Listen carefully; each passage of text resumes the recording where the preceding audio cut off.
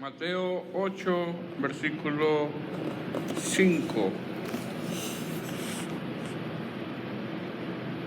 Son 9 versículos, ¿lo tienen? Dice la palabra del Señor: entrando Jesús en Capernaum, vino a él un centurión rogándole y diciendo: Señor, mi criado está postrado en casa, paralítico, gravemente atormentado. Y Jesús le dijo: yo iré y le sanaré. Respondió el centurión y dijo: Señor, no soy digno de que entres bajo mi techo, solamente di la palabra y mi criado sanará. Porque también soy hombre bajo autoridad, y tengo bajo mis órdenes soldados, y digo a este: ve y va, y al otro: ven y viene, y a mi siervo: haz esto, y lo hace. Y al oírlo Jesús se maravilló y dijo a los que le seguían: de cierto os digo que ni aun en Israel he hallado tanta fe. Y os digo que vendrán muchos del oriente y del occidente y se sentarán con Abraham, Isaac y Jacob en el reino de los cielos. Mas los hijos del reino serán echados a las tinieblas de afuera, allí será el lloro y el crujir de dientes. Entonces Jesús dijo al centurión: ve, y como creíste, te sea hecho. Y su criado fue sanado en aquella misma hora. Bueno, vamos a orar. Padre Santo, Señor, estamos delante de tu presencia. Te damos gracias por tu misericordia, Señor. Te pedimos que nos auxilies. Nos encontramos necesitados de ti, de tu palabra, de tu presencia, de tu misericordia, Señor. Te pido que me ayudes en esta tarde para poder exponer tu palabra, Señor.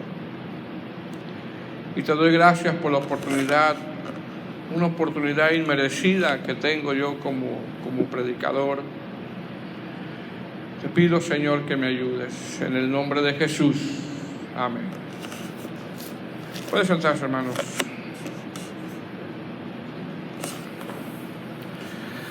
Bueno, vamos a hablar, hermanos, acerca sobre la sanidad de este siervo de un centurión. Hace algunos años lo habíamos enseñado, pero hablando un poquito también de Lucas, que es el mismo suceso que está narrando, ¿verdad? Pero en este caso nada más nos vamos a enfocar en estos versículos. En este capítulo de Mateo 8, Mateo, hermano, narra varios sucesos, como la sanidad de un leproso, la sanidad del siervo de un centurión. Jesús sana la suegra de Pedro, los que querían seguir a Jesús, Jesús calma la tempestad, los endemoniados gadarenos. Varios sucesos narra el capítulo 8 de Mateo. La narración en el versículo 5, donde comenzamos, pues nos habla precisamente sobre la sanidad de un siervo de un centurión. La palabra del Señor nos enseña diciendo que nuestro Señor Jesucristo, hermano, estaba apenas entrando en Capernaum. Así lo dice en el verso 5, entrando Jesús en Capernaum.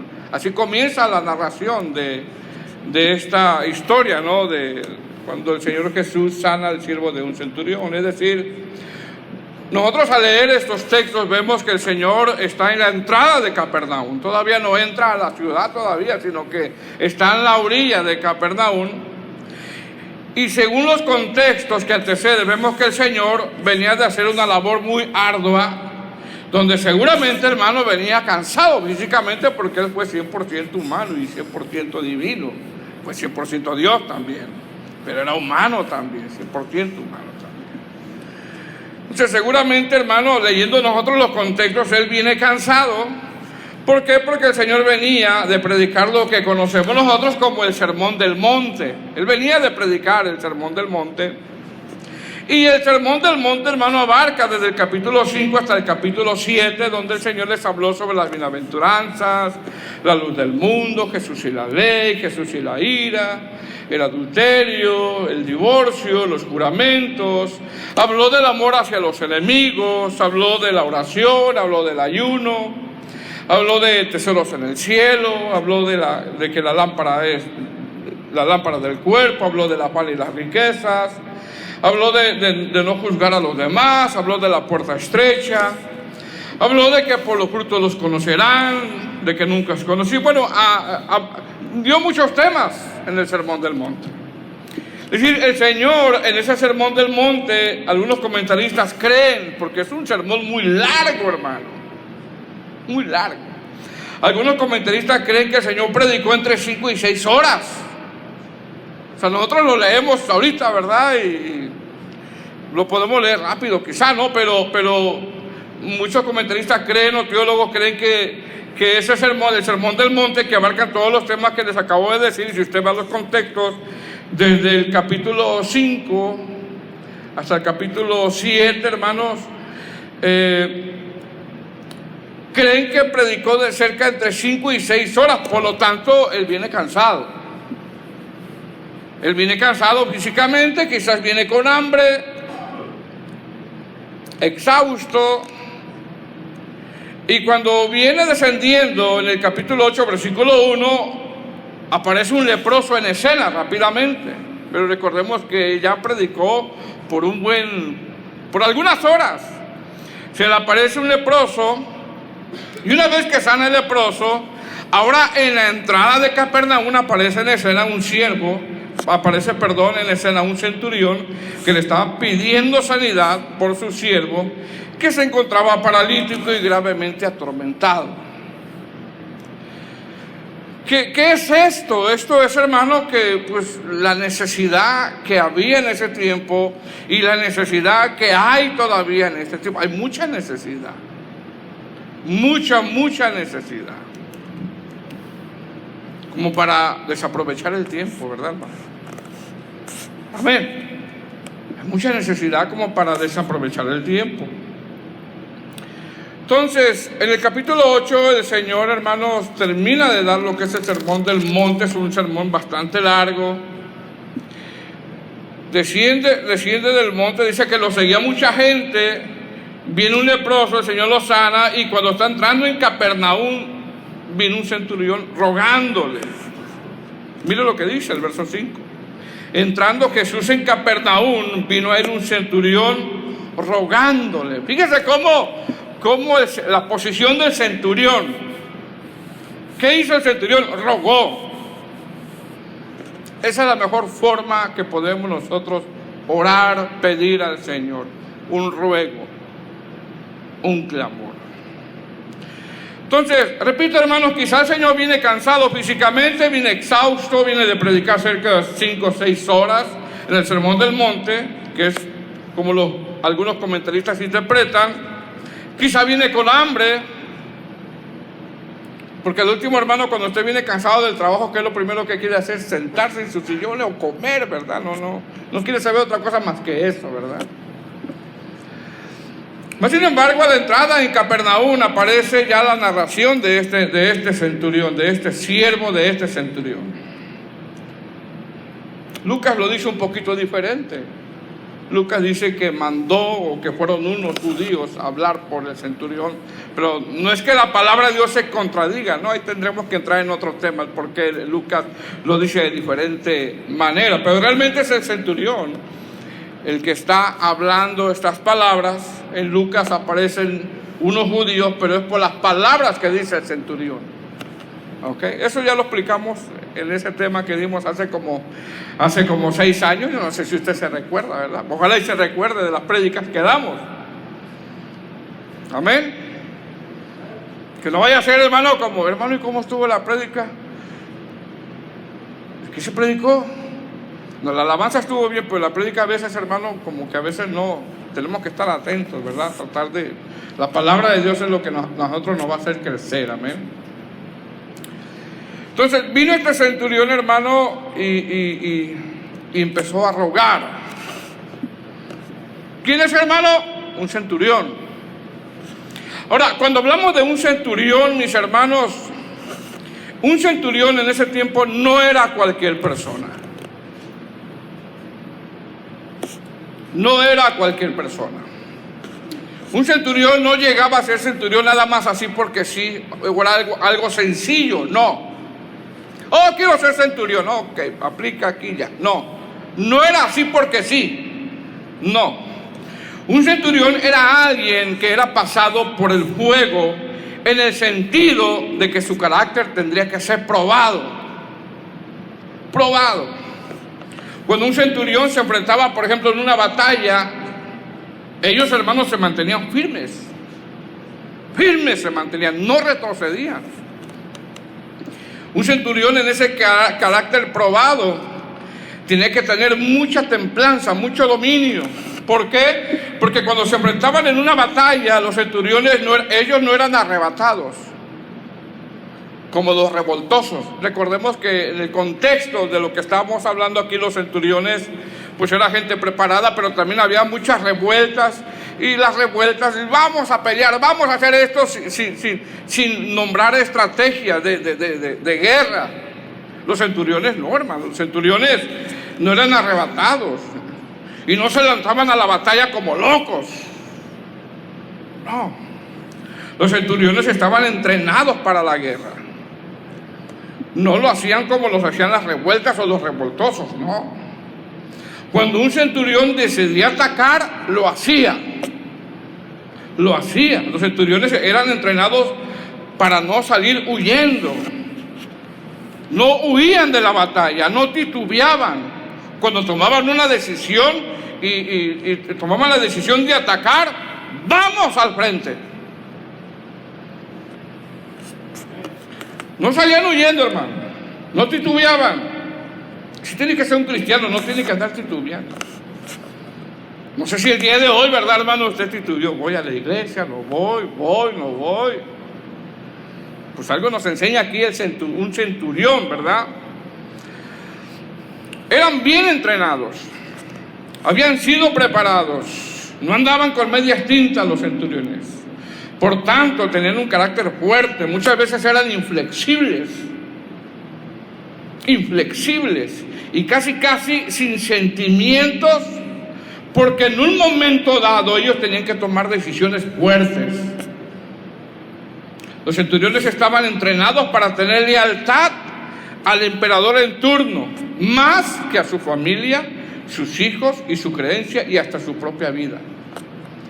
A ellos les enseñaban que su Dios era el emperador y les enseñaban lealtad. Un centurión era una persona, hermanos, también con un buen estatus social. Es decir, los centuriones en cierta manera gozaban de cierta posición económica que les permitía, hermano, vivir con ciertos lujos. Un centurión tenía a su cargo una centuria que está compuesta por 100 hombres. 100 hombres. Repito, los centuriones, lo primero para ellos era el César, antes que su creencia, su familia y hasta su propia vida. Por lo tanto, eran leales, eran respetados, temidos, eran soldados enseñados para matar, porque ese era su oficio, obedecer y matar. Ese era su oficio. Ahora, algunos comentaristas creen que este centurión era probablemente un oficial del ejército del ejército de Herodes Antipas. Es decir, con esto entendemos que este centurión estaba bajo la orden de gente despiadada. Regularmente la mayor parte de los gobernadores y de los emperadores era gente, hermano, despiadada, era gente, podríamos decirlo, con una mente enferma. Era gente muy impía realmente. Entonces, algunos creen que este centurión estaba era un oficial que estaba bajo Herodes Antipas. Repito, y con esto entendemos que este centurión estaba bajo la orden de gente despiadada. Más sin embargo, aunque este centurión se cree que estaba bajo la orden de Herodes Antipas, de gente despiadada, de gente sin temor, este centurión era diferente. Era diferente, tenía un corazón, hermano, sensible a las cosas de Dios, pero no era salvo. Porque una cosa es tener una buena moral y otra cosa es la salvación. No era salvo. Mas, sin embargo, no se dejó influenciar. A pesar de lo rígido con lo que fue entrenado, a pesar de las cosas que él quizás vio, vivió, hizo, no se dejó influenciar. Y qué importante es, hermano, cuidar nuestro corazón. Amén. Entonces, ¿qué menciona Mateo, hermano? Mateo hace mención que este centurión viene a nuestro Señor Jesucristo, ¿cómo? Rogándole. Hermano, no hay corazón duro que el Señor no pueda cambiar. No hay nadie que se doblegue ante el Señor. Y los que no se quieran doblegar ante el Señor, un día, como dice Filipenses, toda rodilla se doblará y toda lengua confesará que Jesús es el Señor. ¿Cuándo? Cuando el Señor venga y traiga juicio. Todos se van a arrodillar, hasta el que no quiera. Entonces, ¿qué hace este centurión, hermano? Ruega. Dice el verso 5, entrando Jesús en Capernaum, vino a él un centurión rogándole, ruega. Y la palabra rogar en griego es parakaleo, de donde viene la palabra paracleto, donde realmente lo que está pidiendo este hombre es ayuda. Es ayuda. ¿Qué le está diciendo el centurión al Señor? Ayúdame. Pero de una forma de ruego. Ayúdame. Dice el verso 5, entrando Jesús en Capernaum, vino a él un centurión rogándole, verso 6, y diciendo, no solamente le ruega, sino que le dice que, hermanos, en el verso 6, Señor. Y luego le da la petición, mi criado está postrado en casa, paralítico y gravemente atormentado. Es decir, no solamente le ruega, sino que le dice que, hermanos, Señor, que un centurión diga eso, hermano, oiga. Señor.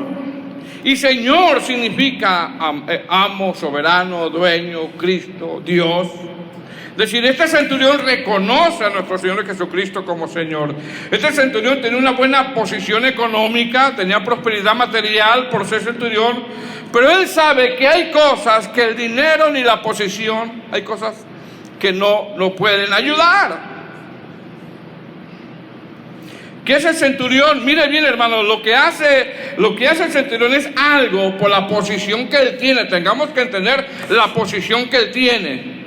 Lo que hace es algo por la posición que él tiene y por el entrenamiento que él ha tenido y por el formamiento que él ha tenido. Hace algo difícil que alguien lo haga. ¿Qué hace el centurión? Se despoja. Se despoja. Mengua. Qué difícil es menguar, hermano. Qué difícil es menguar a veces. Reconocer. Mengua, le dice Señor. Es decir, este centurión se despoja, mengua, se rinde y le dice Señor.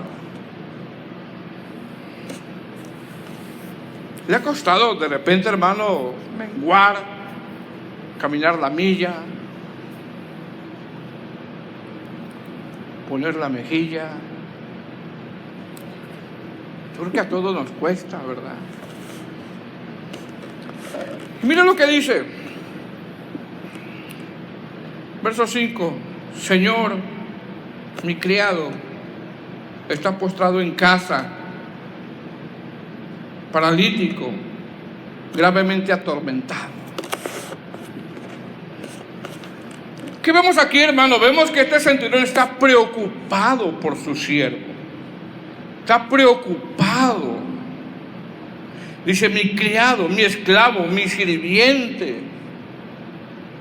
¿Está qué? Número 1, está postrado en casa. Entendemos que está en un lecho, ¿verdad? 2, está paralítico. Y 3, está gravemente atormentado. Ahora mire bien, hermano, lidiar con un enfermo, si pudiéramos usar esa palabra, ¿no? O sea, no quiero que se malinterprete, ¿no? Ahí estoy lidiando, no. Si la pudiéramos usar esa palabra, lidiar con un enfermo, si pudiera usar esta palabra, se necesita realmente que haya un amor genuino de parte de Dios. El amor ágape, el amor que todo lo sufre, que todo lo cree, que todo lo espera, que no hace nada indebido, que no busca lo suyo, que no guarda rencor. Del que habla a Corintios, que el amor es la cumbre, la virtud más alta que podemos ver nosotros. Entonces, lidiar con un enfermo, hermano, si se pudiera usar esa palabra, repito, se necesita realmente que haya el amor ágape.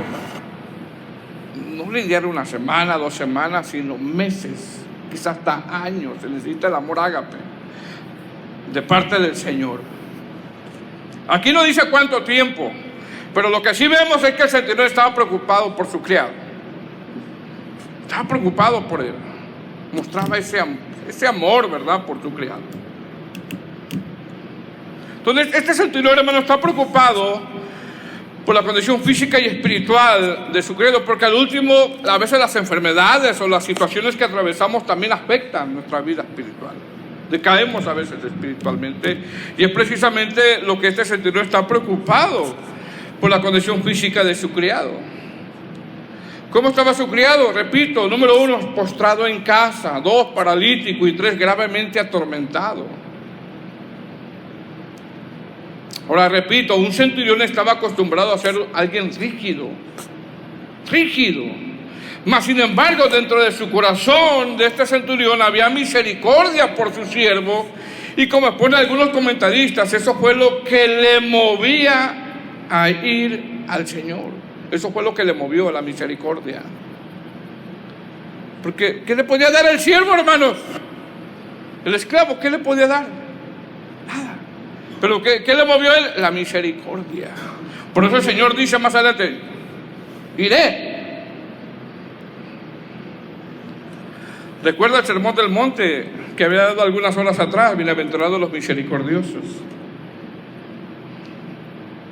Entonces este centurión viene, mengua, ruega, se despoja y les pone la condición de su criado. Repito, ¿cómo estaba? Paralítico, postrado en casa y gravemente atormentado. Fíjese bien, este criado estaba postrado en cama o en casa, pues estaba en una cama, en un lecho, y paralítico. Es decir, por la condición que estaba este criado, seguramente, hermano, le tuvieron que poner a alguien que le ayudara en sus necesidades. Que lo llevara al baño, que lo moviera de un lugar para otro, que acarrearle todo, bañarlo, quizá darle de comer en la boca, no lo sé. Porque, hermanos, cuando se enferman, ¿verdad?, todos lo quieren, hasta la medicina en la boca, ¿verdad? Las hermanas son más fuertes, las mujeres son más fuertes, los hermanos no. Te dice que las mujeres son más fuertes, ¿verdad? Una hermana o las mujeres están enfermitas y ellas están dándole en la casa y limpiando, y los hombres no, tirados ahí en el sillón, sufriendo. Bueno, no sé si sea su caso, pero gloria a Dios por las hermanas. Entonces fíjese bien, este criado está postrado en cama y paralítico, es decir, por la condición que estaba, este criado le tuvieron que poner a alguien que le ayudara en sus necesidades. Pero el centurión hizo lo más importante, ¿qué? Interceder, orar. Es decir, este criado estaba postrado en casa, en cama, pues, y usted sabe, hermano, alguien que está postrado lo tienen que llevar al baño, ¿verdad? Tienen que moverlo de un lado para otro, tienen que acarrearle todo, bañarlo, quizás lo tenían que bañar, darle de comer. Y quizás este siervo, hermano, ya no sentía esperanza. Pero siempre hay esperanza en Cristo. Siempre hay esperanza en Cristo. Yo no sé, hermano, los momentos que has vivido, las pruebas que has vivido, hermano. Ha habido momentos en que dices, no, ya no. Muy dura esta prueba. No sé si te ha pasado, hermano, pero después nos damos cuenta que hay esperanza en Cristo, que nos ayuda a vivir cualquier tipo de proceso difícil. Y decimos, ¿y cómo llegué aquí? Es que no somos nosotros, es el Señor, hermano. Porque así son las enfermedades. Quizá este siervo ya no sentía esperanza. También la Escritura hace mención que estaba gravemente atormentado. Fíjese lo que dice, gravemente atormentado. Y la palabra atormentado habla, en la palabra griega, habla como de grito, como de cansado, o un cansancio, dolor, fatiga, aflicción, tortura. Es decir, esta palabra, hermano, atormentado, es un verbo presente pasivo, como decir, ahí estaba el dolor fuerte, lento y no se iba. Ahí estaba el dolor fuerte, lento y no se iba, y quizás pasó un día, una semana, meses, y ahí estaba el dolor fuerte, lento y no se iba. Por lo tanto, este siervo seguramente, hermano, gritaba a lo mejor, porque se sentía atormentado. Como cuando uno se enferma, ¿verdad, hermanos? Y de repente le calma el dolorcito por ahí, ahí viene de nuevo. Qué duro, ¿verdad, hermanos? Hermanos, siempre cuando de repente nos pega un dolor por ahí, ¿verdad? Nuestra mente, decía un hermano, ¿verdad? La mentirosa, o sea, la mente, pues. Empezamos a decir, no, ya me voy a morir, ya esto, ya lo otro. Ya. Bueno, Dios es el que decide. El que decide es Dios. Dios es el que decide. ¿Cuántos días vamos a tener de vida? Así que aprovechemos. Amén. Antes del diluvio, ¿cuántos años vivían, hermano? ¿Cuántos años vivió Matusalén? No digo que usted va a tener esos años, ¿verdad? Y después ya los cortó a 120, y después los cortó en los Salmos a 60 y 70 y 70. ¿eh? O sea, Dios es el que decide. Amén. Entonces, ¿qué más vemos aquí, hermano? Vemos que estaba gravemente atormentado. Y aquí la palabra atormentado, repito, habla de grito, cansancio. ¿Por quién no se cansa de una enfermedad? ¿Quién no se cansa de una situación? ¿Quién no se cansa de una aflicción? Se siente, hermano. Habla de fatiga, habla de tortura. Es decir, repito, esto habla, hermano, de que seguramente este criado, este siervo, había perdido la esperanza. Pero ¿qué hace el centurión? Ora. Porque aquí vemos nosotros la oración. Intercede. Intercede. Amén. Cuando todo se te cierra, hermano, y no es de que por la oración se van a abrir puertas, no. Siempre tenemos que esperar en la soberanía de Dios. Pero en el tiempo de la prueba encuentras descanso. Descanso. ¿Qué hace el centurión? Un hombre que al parecer, si alguien lo mirara, diría, es inflexible, sin sentimientos, por el formamiento que ellos tienen. No, intercede, porque aquí lo vemos intercediendo. Y con esto vemos la importancia de la oración, un medio de gracia que el Señor nos ha dado. Qué bueno, hermano, qué privilegio es, hermano, que estén orando por ti. Yo necesito sus oraciones. Necesitamos orar unos por otros. Necesitamos orar unos por otros. Oración mañana. Amén. Qué importante es la oración, hermanos. Ahora mire bien. Este criado o sirviente, porque eso es lo que se traduce a la palabra sirviente o esclavo, a este centurión ya no le servía. Ya no le servía. Quizá no era ni de su familia. Y otra cosa, ya no le producía. Ya no le producía. Mas sin embargo, el corazón de este centurión no se había endurecido. Tenía un corazón que no se había hecho inflexible por las riquezas que él tenía, porque ser centurión no era cualquier cosa, y tantas cosas que poseía y la posición que él tenía, y a pesar de las batallas que él había vivido, tenía un corazón sensible. A pesar de que su credo ya no le servía, ya no le producía, y quizá, hermano, ni de su familia era. Bien pudiera haber dicho, se hubiera deshecho de él, pero no. Porque cuando yo leía esto me surgió una pregunta. Entonces, ¿cómo es que este centurión va y ruega por tu siervo? Entendemos que tiene un corazón sensible, pero ahora surge otra pregunta: ¿cómo habrá sido su criado? ¿Cómo habrá sido su criado? A ver, ¿cómo cree que fue su criado? Porque, mire, en el contexto, cuando se compraban esclavos, como dicen algunos teólogos, Mateo como que no enfatiza más en más detalles, como Lucas, ¿verdad? Sino nada más quiere mostrar la sanidad que hizo el Señor Jesús. Recordemos que los milagros que el Señor hizo no eran milagros que Él los hacía por hacer, no, hermano. El Señor no concede caprichos, sino nada más testificaban que Él es el Mesías, el único.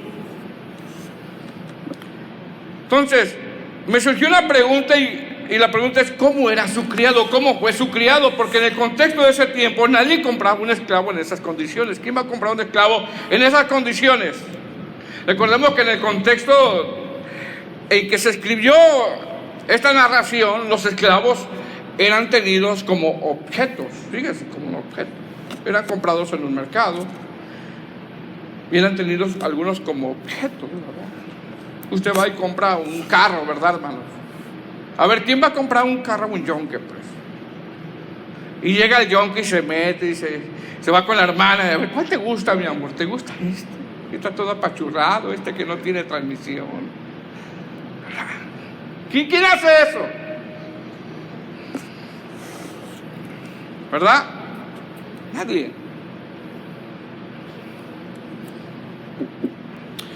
Entonces, en el contexto de ese tiempo, nadie compraba un esclavo en esas condiciones, y como algunos comentaristas interpretan, que algo pasó con este criado, y es por eso que está en estas condiciones. ¿Por qué? Porque hay sucesos que de repente nos cambian la vida, nos cambian, nos mueven, sacuden nuestra fe, y se nos olvida que el Señor está con nosotros. Entonces, ¿cómo cree que este criado era con su amo, hermano? Quizá este criado, ¿verdad?, honraba a su amo. Quizá este siervo, como ponen algunos comentaristas, le sembró amor al centurión. Quizá este criado le mostró lealtad en todas sus labores. Quizá este criado era de buen testimonio. Y sabe que esa es una de las mejores formas de predicar, con el testimonio. Es una de las mejores formas de predicar, con el testimonio. Amén. Dice el verso 6, y diciendo: Señor, mi criado está postrado en casa, paralítico, gravemente atormentado. Estaba preocupado por él, estaba mostrando misericordia. Verso 7, Jesús le dijo: yo iré y le sanaré. ¿Se da cuenta de la respuesta del Señor? ¿Qué está viendo el Señor en él? Seguramente misericordia. Y centurión tiene misericordia. No le dijo como a Nicodemo, ¿verdad, hermanos? Cuando Nicodemo vino y se presentó al Señor, dice que de noche, ¿no? Y el Señor rápidamente le contesta con otra cosa, ¿verdad? Porque el Señor sabe la intención. Rápidamente le contesta y le dice aquí, y Jesús le dijo: yo iré y le sanaré. Yo iré, dispuesto, disposición. Mayor ejemplo, nuestro Señor Jesucristo. Recordamos de dónde venía, los contextos, de dónde venía, de darle el sermón del monte. Seguramente subió a la montaña, Bajó, venía cansado, había predicado por un largo tiempo, sanó un leproso, y lo está diciendo, yo voy y le sanaré. Seguramente venía cansado, venía con hambre, no sé, hermanos, porque él fue 100% humano también y 100% divino. Verso 8.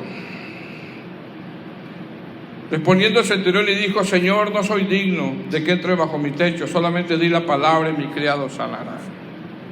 Mire lo que dice el centurión, 3 cosas. Número 1, el centurión sabe que él mismo no es digno porque es gentil. Y esto habla un poquito, hermano, de que él conocía las costumbres y un poco la ley. Recordemos que Lucas indaga un poquito más en eso. Lo vemos más claramente en Lucas, donde este centurión es el que manda a construir una sinagoga. 2, el centurión sabe lo que es la obediencia y sabe lo que es la fe. Dice, no soy digno que entres en mi techo. Pregunta, ¿quién es digno? ¿Quién es digno? Solo Cristo, hermanos. Solo Cristo. Mire la humildad que está mostrando aquí el centurión. No solamente ruega, no solamente le dice Señor, no solamente se despoja. Ya vimos el contexto de lo que es un centurión, sino que ahora dice no soy digno. ¿Sabe qué está haciendo? Se está poniendo muy abajo él. Y yo creo que esa es la posición de nosotros, abajo y Cristo arriba. Amén. ¿Por qué el centurión dice no soy digno? Número 1, tenemos que recordar que los judíos no se acercaban a los gentiles y eso seguramente el centurión lo sabe. Número 2, el centurión se siente impuro. Imagínense, hermano, hubiéramos estado en ese tiempo. Se siente impuro. Y no quiero preguntar cuándo se sienten impuros el día de hoy. Se siente impuro. ¿Se acuerda de la prédica anterior? ¿Se acuerda? Cuando Isaías, tocó un poquito de Isaías, era un hombre muy espiritual. Y ve al Señor y se da cuenta él de la distancia que hay en la santidad entre Dios y el hombre. Tú te puedes santificar todo lo que tú quieras. Gloria a Dios, somos llamados a la santificación. Pero en esta carne siempre va a haber una distancia bien grande, hermano. Santificación medio de gracia, por la gracia de nuestro Señor Jesucristo. Entonces, ¿cómo se siente este centurión? Se siente impuro.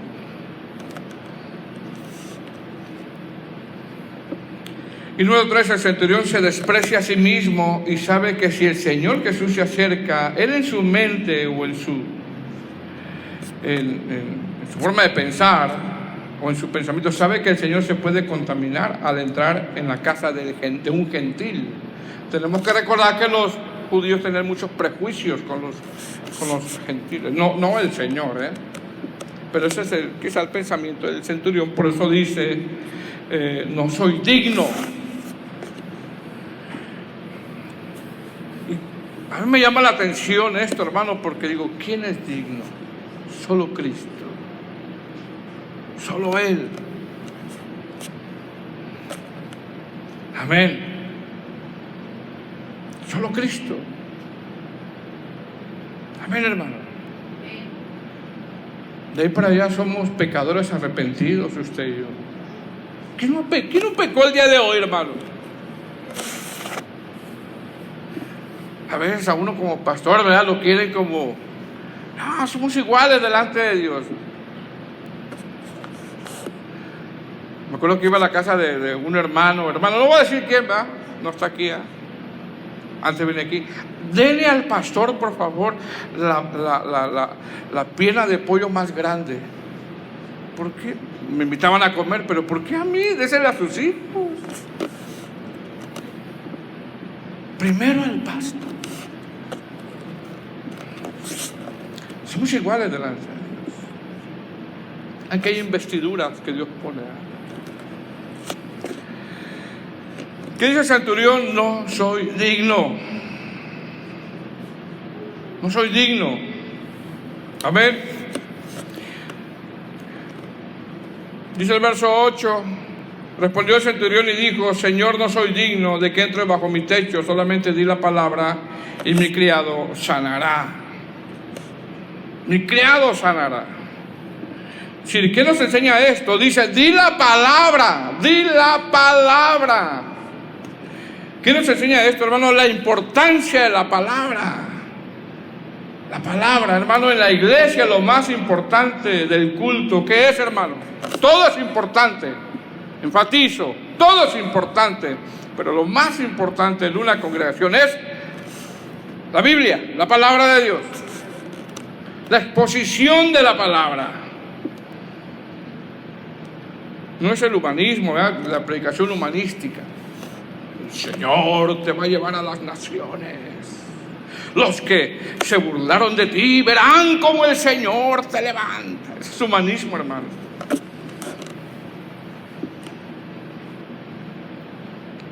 Lo más importante de una iglesia es la palabra. No creo que lo he dicho en las prédicas anteriores, ¿verdad? En el tiempo de los puritanos. No sé si recuerdan que no sé si he visto fotos de iglesias que el púlpito lo tenían como en la orilla. ¿Ha visto eso? Fotos. Y es porque la palabra la habían hecho a un lado. Después vinieron reformadores serios, hermanos, de sana doctrina, y pusieron los púlpitos en el centro, porque el centro de la iglesia, el centro de la reunión tiene que ser la palabra de Dios. Dice: y mi criado sanará. Mire la fe que él tiene fe, él tiene confianza. No solamente tiene misericordia, mire los ingredientes que él tiene en su corazón. No solamente tiene misericordia, amén. No solamente se humilla, no solamente mengua, no solamente ruega, no solamente se despoja, sino que tiene fe. Dice un puritano, se dice que mayor humildad, mayor fe. Un puritano así lo expresa. Parece muy acertado, Dice: y mi criado sanará. No le está ordenando al Señor, no, le está rogando. Y él sabe que el Señor lo puede sanar si el Señor quiere. Verso 9. Porque también yo soy hombre bajo autoridad y tengo bajo mis órdenes soldados, y digo a este va y al otro ven, y viene, y mi siervo haz esto y lo hace. Es decir, este centurión reconoce que Jesús tiene el poder de sanar, de la autoridad. ¿Sabe en una iglesia dónde está la autoridad, hermanos? En la misma palabra de Dios. La Biblia, la palabra de Dios. Verso 10, al oírlo Jesús se maravilló y dijo a los que le seguían, recordemos que le está siguiendo gente: de cierto os digo que ni aún en Israel he hallado tanta fe. Miren, un gentil, hermano, Verso 11, os digo que vendrán muchos del oriente y se sentarán con Abraham, Isaac y Jacob en el reino de los cielos. Oriente y occidente son polos opuestos, y esto tiene que ver con los que iban a creer en el Señor Jesucristo para salvación. Está hablando de los gentiles ya. ¿Qué es esto? Esto es que la fe del centurión es una muestra de la conversión que iba a venir de los gentiles. Somos salvos por la gracia de Dios. Verso 12. Mira el juicio: mas a los hijos del reino serán echados a las tinieblas de afuera, y ahí será el lloro y el crujir de dientes. Es decir, con esto vemos que la salvación es por la fe puesta en Cristo Jesús y no por ser judío. Cuando se dice que la salvación vino de los judíos, es porque Jesús era judío, nada más. Verso 13. Entonces Jesús dijo al centurión: ve, y como creíste, te sea hecho. Y su criado fue sanado en aquella misma hora. Amén. Pero usted mira lo que hizo el centurión, hermano. Se despojó, rogó. El milagro no era para él, No era para él, era para su criado. Amén.